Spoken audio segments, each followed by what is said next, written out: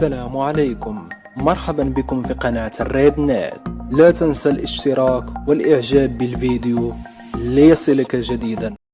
أكد وزير الخارجية الأمريكي ماركو روبيو خلال لقائه الثلاثاء يعني اليوم في واشنطن بنظيره المغربي ناصر بوريطة أن الولايات المتحدة تعترف بالسيادة المغربية على الصحراء الغربية.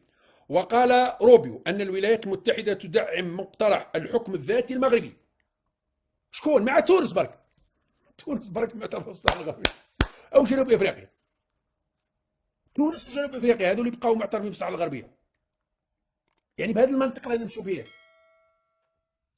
التصعيد الحاصل مؤخرا مع مالي تقف وراء المغرب بطريقة غير مباشرة، والنظام المغربي ينتظر اللحظة المناسبة لدخول الجيش الجزائري في أي حرب أو أي مواجهة مع دولة من دول الجوار سواء مالي أو النيجر. ينتظر. ماذا بهم؟ من مسرحية فرنسا اللي ضيعنا 8 شهور ومن بعد كسكها بغل جافت وماتت. ولا تقل المسرحية على قضية اسبانيا عامين وحنا متنايفين وبعد كعاود ترجع لم نحقق أي هدف. هل حققنا شيء من قطع علاقتنا مع اسبانيا؟ لم نحقق شيء. هل حققنا شيء من التصعيد مع فرنسا؟ ماذا حققنا؟ السؤال مطروح، ماذا حققنا؟ ماذا حققنا من التصعيد مع فرنسا؟ صعدنا مع فرنسا لأن ماكرو اعترف بالصحراء الغربية.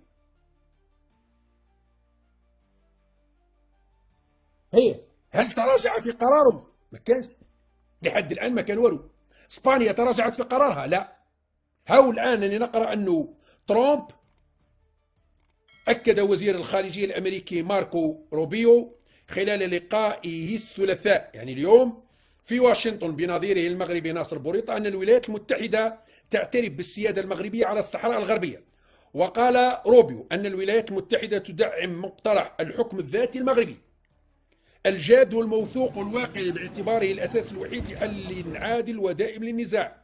ويأتي هذا الموقف تأكيد الاعتراف كذا كذا كذا كذا. وشني روحوا ثاني دركا نسحبوا السفير الجزائري في واشنطن اللي عيناه جديد بوقادوم، نقولوا ادخل بوقادوم، ادخل بوقادوم، ما نحتاجوش ونقطعوا العلاقات مع امريكا ونطردوا السفير الامريكي. الا كنا نمشوا بهذه العقليه نص دول العالم نقطعوا علاقتنا معهم. اذا نمشوا بالعقليه هذه نص دول العالم نقطعوا علاقتنا معهم، نبقاو في علاقات طيبه مع شكون؟ مع تونس برك. تونس برك ما تعرف الصحراء الغربية أو جنوب إفريقيا. تونس وجنوب إفريقيا هذول يبقاو معترفين بالصحراء الغربية.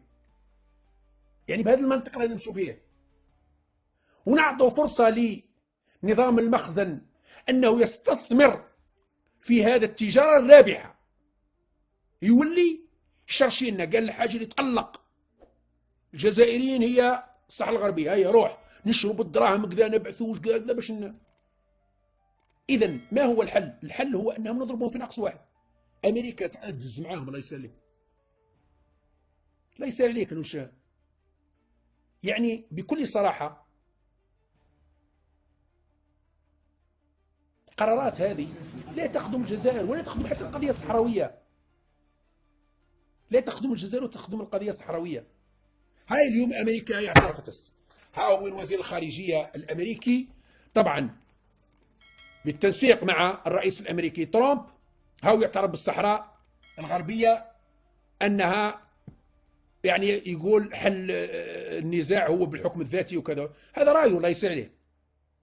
وأنا قلت لكم قبل أنه فرنسا وبريطانيا والولايات المتحدة حتى ويصوتوا في 3 للحكم الذاتي عندنا حق الفيتو اللي هي الصين وروسيا.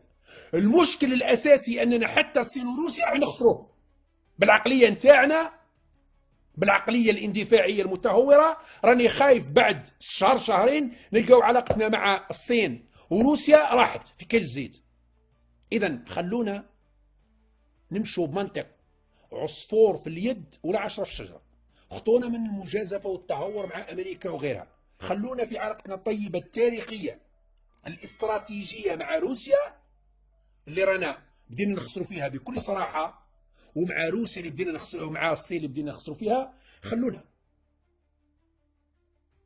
انا بالامس بصراحه سمعت خبر تخوفت، واليوم تاكد الخبر هذا وانا لست متفائل. زياره وزير الخارجيه الايراني في هذه الظروف انا بالنسبه لي بصراحه غير مطمئن، غير مطمئنه.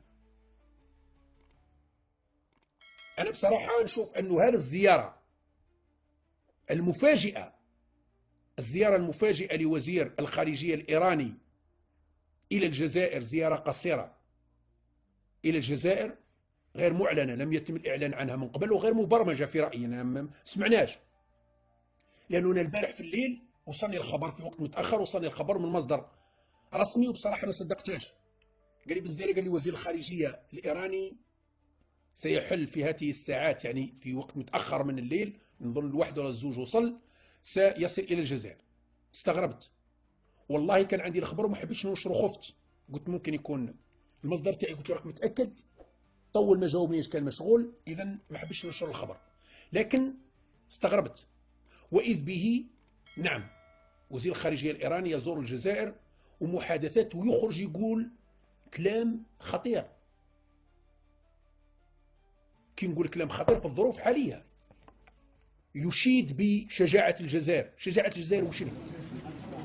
شنو شجاعه الجزائر في التصدي لاستفزاز مالي؟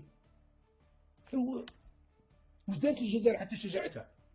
لانه تصريح بصراحه انا نشوفه في غير محله، تسمى هذا تشعل في النار. المفروض تقول احيي الجزائر على حكمتها، رزانتها، تبصرها، وعملها على نشر السلام في المنطقه، على مساعده دول الجوار، على احتواء الدول هذه، دول الجوار. ما نقولش على شجاعتها وشجعت طيحنا طياره. شكر فينا احنا كيش طيحنا طياره بدون طيار. انا بالنسبه لي هذا يا صب الزيت في النار بصراحه، انا ما عجبتنيش، والله اعلم. اتمنى ان اكون مخطئ. زياره وزير الخارجيه الايراني في الظروف الحاليه، وهذا التصريح انه يحيي شجاعه الجزائر في اسقاط الطائره، مش فهمت شنو يحيي فيها، على واش؟ على واش؟ ماذا فعلت الحالة؟ طيحنا طيارة تاع مالي بالغلطة، دخلت للتراب الجزائري، ومن حقنا نسقطوها، سقطناها باش نبينوا لهم باللي ما نقبلوش اختراق الاجواء الجزائريه. تشكرني تقول يعطيك الصحه، واش درتنا؟ كل جات طائره بدون طيار مغربيه ممكن شويه، بصح ماليه ممكن، مغربيه نقولوا ممكن. لو اخترقت الطائره بدون طيار مغربيه المجال الجوي الجزائري واسقطناها يعتبر انجاز. لكن بالنسبه لي انا الماليه، انا لا ابحث على سبب اختراق الطائره الماليه، ابحث عن من سمح او من امر او من تسبب في اختراق الاجواء الجزائريه، وماهوش مالي، ليس مالي، هذا الشيء مؤكد. اذا زياره وزير الخارجيه الايراني الى الجزائر، انا بصراحه مانيش مطمن لها وما بشرتنيش بالخير، بصراحه خوفتني بزاف. التصعيد الحاصل مؤخرا مع مالي تقف وراء المغرب بطريقه غير مباشره، لانه بالامس انا تكلمت قلت لكم المستفيد الاكبر من التوتر ما بين الجزائر ومالي، المستفيد الاكبر من التوتر ما بين الجزائر ومالي هي 3 دول، والرابع هي فرنسا. الدول المستفيدة من التوتر هي روسيا، قطر، وتركيا. هذه الدول المستفيدة. تأتي في الدرجة الرابعة فرنسا، ولكن في الدرجة الخامسة والسادسة تأتي الإمارات، عندها دور ولكن غير مباشر، والمغرب ولكن دور غير مباشر. هذه الحقيقة. المغرب ومنذ أشهر عديدة قبل اليوم يستثمر في علاقته مع مالي والنيجر، روحوا تابعوا ما تكلمنا عليه قبل أشهر من تحرك دبلوماسي واستخباراتي وتبادل زيارات وأمور كثيرة ما بين التحالف الثلاثي الإفريقي اللي هي مالي النيجر بوركينا فاسو مع المغرب. روحوا لاحظوا تبادل الزيارات والتحرك، نفس الشيء. لاحظوا تبادل الزيارات والمحادثات والعلاقات والزيارات ما بين الإمارات وهذا التحالف الثلاثي خاصة مالي والنيجر. نفس الشيء. تابعوا توجدوا أنه كان فيه حركة دبلوماسية مكثفة وزيارات متعددة بما فيها أجهزة المخابرات أو يعني مدراء المخابرات لكل من المغرب والإمارات قاموا بزيارات متعددة منها السرية ومنها العلنية إلى دول المنطقة. ولكن فائدة المغرب والإمارات فائدة سياسية، استراتيجية سياسية، تحاول لعب دور ووضع قدم ومحاولة إزعاج واستفزاز الجزائر. كل واحد عنده فائدة. بينما روسيا وقطر وتركيا فالهدف والفائدة واضحة، اقتصادية 100%. لأن المغرب ليس لديه مصالح اقتصادية في مالي أو النيجر، ما عنده وش يبيع المالي وما عنده وش يشتري من مالي. ليس لديه يعني ثروات يبيعها المالي والنيجر، ما عنده لا غاز لا بترول لا كذا، الفوسفات عندهم الفوسفات وما يحتاجوش، وش راح يبيع لهم؟ إذن المصالح ما بين المغرب ودول الساحل مالي النيجر بوركينا فاسو ليست اقتصادية، ممكن جزء بسيط، ولكن ليست اقتصادية بالقدر الذي هو عليه مع روسيا أو قطر أو تركيا. بينما روسيا مصالح اقتصادية كبرى، أهم مصلحة اقتصادية وهي تعطيل وإلغاء مشروع الغاز، أنبوب الغاز، نيجيريا النيجر الجزائر أوروبا. هذا هو الهدف الأساسي لروسيا، وهذا هو الهدف الأساسي لقطر، وهو الهدف الأساسي لتركيا. لا داعي للتصعيد مع مالي، لأن مشكلتنا ليست مع مالي، مشكلتنا مع من يحرك حكام مالي. وما تعودوش تغلطوا الغلطة اللي غلطناها مع اسبانيا وما جبنا حتى نتيجة، غلطنا مع فرنسا وما جبنا حتى نتيجة، ومع مالي مش راح نجيبوا نتيجة. لأن التصعيد الغبي، أقول التصعيد الغبي إعلاميا، على الأقل إعلاميا، مع مالي سيجرنا إلى حرب خاسرة، سيجرنا إلى حرب خاسرة. عندما أقول حرب خاسرة، احنا خاسرين والشعب المالي خاسر، لأن الشعب المالي لا يستطيع مواجهة الجيش الجزائري، الجيش المالي لا يستطيع مواجهة الجيش الجزائري في حال إعلان حرب والدخول مع حرب في مالي.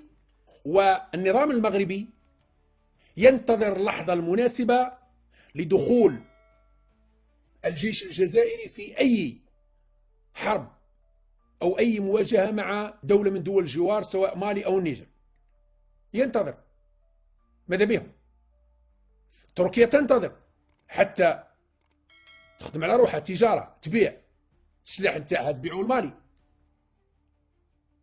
روسيا تنتظر، وأعلنها وزير الخارجية الروسي، قال مستعدين أننا نساهم في تأسيس قوة عسكرية في المنطقة اللي هي مالي النيجر بوركينا فاسو، ونسلحوهم، وعناصر فاغنر موجودين، المرتزقة فاغنر موجودين في مالي، موجودين في النيجر، موجودين في بوركينا فاسو حاليا وأنا نتكلم معكم موجودين. إذا اندلعت حرب في المنطقة لن تكون حرب ما بين الجيش الجزائري والجيش المالي أبدا، بل ستكون ما بين الجيش الجزائري جيش من المرتزقة متعدد الجنسيات، متعدد الجنسيات، بما فيه الإرهابيين، وهذه النقطة الأساسية، بما فيه الإرهابيين. راح ندخلوا في حرب مع الإرهاب، لأن بقايا الإرهاب اللي موجود في سوريا على الحدود التركية جزء منه، وهو جزء كبير، تم نقله عبر طائرات تركية من شمال سوريا على الحدود، يعني الجنوب الشرقي